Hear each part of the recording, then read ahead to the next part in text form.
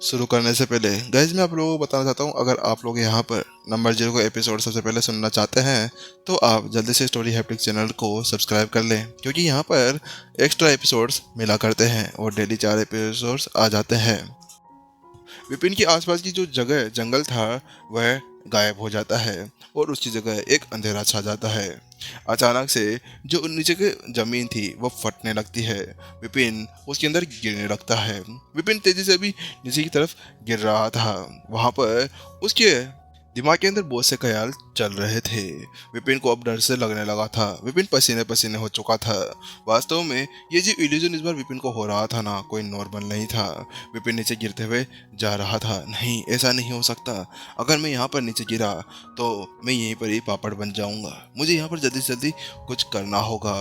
विपिन ऐसा ही सोचता है और अपनी झंकी को वहां पर चलाने के लिए तैयार बैठा था। लेकिन अचानक से उसको फिर से कुछ महसूस होता है। नहीं नहीं, ये भ्रम है। नहीं, ये भ्रम है। ये एक भ्रम है। विपिन ऐसा मत करे, वरना तेरी सारी सारी मेहनत यहाँ पर चौपट हो जाएगी। विपिन यहाँ पर अपनी एनर्जी को एक्टिवेट करने से पहले ऐसे शब्द उसके दिमाग के अंदर गूंज जाते हैं और वो गिरते हुए अपनी आंखों को वहीं पर ही बंद कर लेता है। और जैसे वो अपनी आंखें बंद करता है, आसपास की वह जगह फिर से गायब हो जाती है और फिर से वह अपनी उसी जगह पर आकर खड़ा हो जाता है जहां से वह शुरू किया था। विपिन फिर से अपने एक और इल्यूजन के अंदर उसी साथ में गिर जाता है। आसपास की जो वाइट जगह थी फिर से गायब हो जाती है। उसके सामने कई सारी फॉर्मेशंस आ जाती है। आखिरकार मुझे पता था कि ये सारी इल्यूजन इन्हीं फॉर्मेशन के द्वारा किया जा रहा होगा। विपिन अपने सामने देख पा रहा था कि यहाँ पर डायमेंशन अंडरवेल की जो फॉर्मेशंस थी ना, उससे भी ज़्यादा खतरनाक फॉर्मेशन का पूरा जाल यहाँ पर लगा हुआ था। ये मधु के गुच्छे की तरह इधर उधर बिखरा हुआ था। यहाँ पर वो तो अच्छी बात थी कि विपिन की जो डायमेंशन की समझ थी ना, वो पहले से यहाँ पर उसके 3rd ग्रेड के ऊपर पहुँच चुकी थी। इसी वजह से यहाँ पर विपिन के लिए इन सभी का सामना करना कोई बड़ी बात नहीं रह गई थी। मुझे ऐसा लगता है कि मुझे यहाँ पर बैठे बैठे अपने डायमेंशन अंडरवेल के लेवल 3 को भी अनलॉक कर लेना चाहिए। डायमेंशन अंडरवेल के कुल 5 लेवल थे। 2 को तो विपिन ने पहले ही यहाँ पर अनलॉक कर लिया था, लेकिन यहाँ पर अब उसके लिए एक अच्छा चांस था कि यहाँ पर बैठे बैठे वह इसके 3rd लेवल को भी अनलॉक कर ले, क्योंकि एक बार उसने ऐसा कर लिया तो आगे जाकर वह और भी ज़्यादा ताकतवर बन जाएगा। अगर विपिन ने यहाँ पर डायमेंशन अनरावेल के 5th लेवल को भी पार कर लिया होता तो उसके बाद में वो अपनी एक जगह से दूसरी जगह टेलीपोर्ट होकर जा सकता था, जो उसके लिए और भी ज़्यादा आसान हो जाता है। विपिन थोड़ी देर वहीं पर ही साधना करने के लिए बैठ जाता है। डायमेंशन अनरावेल को वहाँ पर सीखने सा लगता है। थोड़ी देर सीखने के बाद में आखिरकार विपिन की आंखों के अंदर एक चमक आ जाती है। आखिरकार कौन है जो मेरे को इल्यूजन के अंदर फंसाने की हिम्मत कर रहा था? अब आओ, अब मैं तुम्हारे इस इल्यूजन के अंदर बिल्कुल भी नहीं फंसने वाला। विपिन अब मन ही मन सोचता है, चलो ठीक है, अब मैंने यहाँ पर इस एग्जाम को पार कर ही लिया है तो मुझे यहाँ से बाहर निकल जाना चाहिए। इतना सोचने के साथ में विपिन के जो आसपास का जो वह सारी फॉर्मेशंस का गुच्छा था ना, जो मधुमक्खियों की तरह उसके आसपास फैला हुआ था, वह वहाँ से गायब हो जाता है और जहाँ पर विपिन पहले था वहीं पर ही वापस आ जाता है। उसकी आसपास की जो वाइट जगह थी वह अब एक नदी के अंदर तब्दील हो चुकी थी। जहाँ पर विपिन पहले खड़ा था अब उसके सामने एक बड़ा सा आइलैंड था, जिसके अंदर आसमान के अंदर एक बेल के ऊपर एक लौकी लटक रही थी। विपिन अब उसी तरफ आगे बढ़ने लगता है जहाँ पर वो लौकी थी। मैं आ रहा हूँ। आखिरकार कौन है जो मुझको यहाँ पर रोक सकता है? विपिन जल्दी से आगे बढ़ते हुए जाता है और उस स्टेज के ऊपर पहुंच जाता है जहाँ पर वह लौकी लड़की हुई थी। विपिन आसपास नजर डालता है तो वो पाता है कि जो वह पूरी नदी थी ना, वह एक झेंकी का फाउंटेन था जिसके अंदर बहुत सारी एनर्जी भरी हुई थी। जैसा कि हम सभी ने सोचा था, ये यहाँ पर जो एनर्जी का फील्ड है ना, ये इसी लौकी को एनर्जी देने के काम आता है। चलो ठीक है, अब मेरा काम तो हो ही गया है। विपिन अपनी गर्दन को थोड़ा चटकाता है, हाथ पाँव को चटकाते हुए अब वह उस लौकी की तरफ बढ़ने लगता है।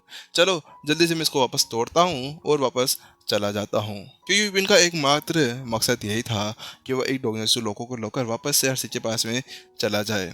विपिन यहाँ पर इस लोकी को बिल्कुल भी नहीं रखना चाहता था, क्योंकि इस वक्त उसके लिए सबसे ज़्यादा जो इम्पोर्टेंट था ना, वो थे साधन और बहुत सी मैनुअल्स, और ये लोकी उसकी इतनी ज़्यादा काम नहीं आने वाली थी। इसके अलावा अगर वह हर्षित को ये चीज़ें दे देता है ना, तो उसके बाद में आगे जाकर उसी के वह सब कुछ काम आने वाला था, क्योंकि आखिरकार उसका साला था वो। उसके साले को अगर वो खुश करेगा तो प्रत्युषा उसको भविष्य के अंदर जरूर मिल जाएगी। शादी के समय वही उसके ऊपर फूल बरसाएगा। विपिन अब जैसे ही अपने कदम आगे रखने लगता है, वह बिल्कुल आत्मसंतुष्ट लग रहा था, लेकिन आगे बढ़ते हुए यहाँ पर अचानक से उसको कुछ महसूस होता है। उसको महसूस होता है कि आसपास की जो एनर्जी थी ना, वह धीरे धीरे चेंज होने लगती है, और उसके साथ में विपिन का शरीर वहीं पर ही अकड़ जाता है। अचानक से उसको कुछ महसूस होता है। वह देखता है कि जो उसके साथ में डोंगेत्सु लोकी थी ना, वह धीरे धीरे हिलने लगती है। वह अपने नीचे तल के हिस्से को हिला रही थी। ऐसा लग रहा था जैसे कि वो किसी चीज की तैयारी कर रही हो। खुश और अचानक से विपिन के ऊपर एक खतरनाक अटैक आगे बढ़ने के लिए आ रहा था, विपिन को छिन-भिन करने के लिए।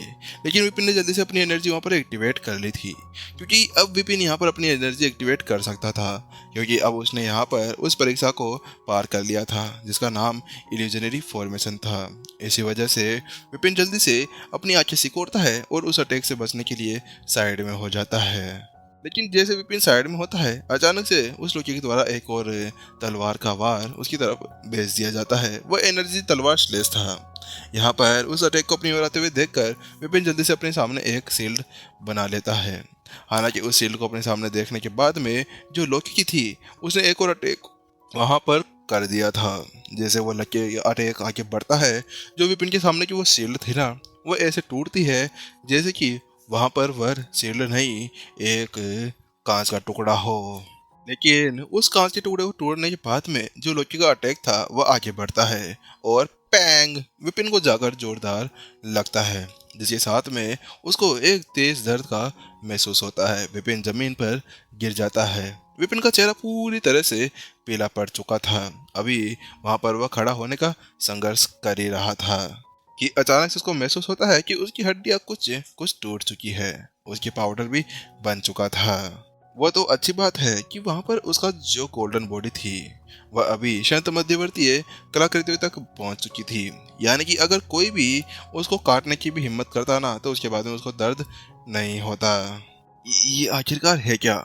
क्या वास्तव में इसके अंदर इतनी ज्यादा पावर भरी हुई है? विपिन ने जैसे ही अपने सामने के उस लोकी को देखा तो उसकी आंखें सिकुड़ जाती है, क्योंकि उसने वास्तव में इसको कुछ भी नहीं सोचा था कि यहाँ पर वो इतनी ज्यादा पावरफुल होगी। उसके बाद में विपिन को गुस्सा आ जाता है, क्योंकि यहाँ पर उसको बिल्कुल भी इस लोकी के साथ में नहीं हारना था। यहाँ पर वह उससे कहता है, अगर तुम में इतनी ज्यादा हिम्मत है तो ठीक है, मैं तुम्हें यहाँ पर आज पकड़कर जरूर लेकर जाऊंगा। विपिन जल्दी से अपने पास में से अपनी तलवार बाहर निकाल लेता है। वह वही तलवार थी, लिंगसु तलवार। विपिन जानता था कि डोंगजेत्सु जो फल था वह बहुत ज्यादा पावरफुल था। इसी वजह से उसने अपनी सबसे ज्यादा पावरफुल वार ही उसके ऊपर किया था, सी सेवरिंग आर्ट अटैक। वह यही अटैक था जो वहां पर उसने रीना के उस टीचर से सीखा था। वह जल्दी से उसकी तरफ आगे बढ़ने लगता है। वो वार ऐसा था जैसे कि अगर वहां पर हर्षित भी होता ना, तो शायद उसका सामना कर पाता। वह वार जल्दी से उसका अटैक डोंगजेत्सु लोकी को वहां पर तोड़फोड़ करने के लिए आगे बढ़ रहा था। लेकिन फिर से जो लोकी थी वह वहां पर हिलती है, और उसका निचला भाग हिलते ही वहां पर एक जोरदार सोनिक बूम गूंज जाता है, जिसके साथ में जो तलवार वहां पर उसकी तरफ उड़ते हुए जा रही थी वह वहीं पर ही बिखर जाती है। ये कैसे हो सकता है? जैसे विपिन ने वहां पर वह सब देखा तो उसके साथ में वह पूरी तरह से हिल चुका था। लेकिन वहां पर डोंगेत्सु लोको वहीं पे नहीं रुकती। वह जल्दी से अपने अटैक करने के लिए आगे बढ़ जाती है। विपिन की तरफ एक और स्लेश अटैक भेज देती है। विपिन ने जैसे उस स्लेश अटैक को अपनी ओर आते हुए देखा तो वह उसको डोज करने के लिए आगे बढ़ जाता है। उसको डोज करने के साथ में ही अब विपिन को और ज्यादा गुस्सा आ जाता है। विपिन बहुत ज्यादा शांत रहता था, लेकिन इस लोकी ने तो उसके नाक के अंदर दम कर दिया था। जल्दी से उसने अपनी 108 तलवारें बाहर निकाल ली, अपनी उस तीन लिंगसेसु तलवारों का यूज करने के लिए। जल्दी से वह सभी तलवारें आसमान के अंदर चली जाती है। उनके बहुत सारे क्लोन्स बनकर सामने आ जाते हैं। वह सभी तलवार अब एनर्जी के अंदर तब्दील हो चुकी थी। वह जल्दी से उस लोकी को काटने के लिए आगे बढ़ने लगी थी, लेकिन वह लोकी भी अब जानती थी कि यहाँ पर अभी वह कुछ और नहीं कर सकती थी। वह जल्दी से अपनी जगह पर बहुत तेजी से हिलने लगी और पड़ा। वह जल्दी से जमीन के ऊपर आ जाती है और उन सभी तलवारों की तरफ आगे बढ़ने लगती है। Boom boom boom boom. और वह तलवारें सीधे उस लोकी के साथ में टकराती है। वह सभी तलवारें वहां से उड़ा दी जाती है। चलिए गाइस, फिर हम लोग मिलते हैं नेक्स्ट एपिसोड के अंदर। और जाने से पहले स्टोरी हैप्टिक चैनल को सब्सक्राइब जरूर जाएं, क्योंकि आपको जल्द ही इसके ऊपर नेक्स्ट एपिसोड्स भी मिलते रहेंगे और जल्दी ही हम नंबर 0 के एपिसोड्स को भी कवर करने की कोशिश करने लगेंगे।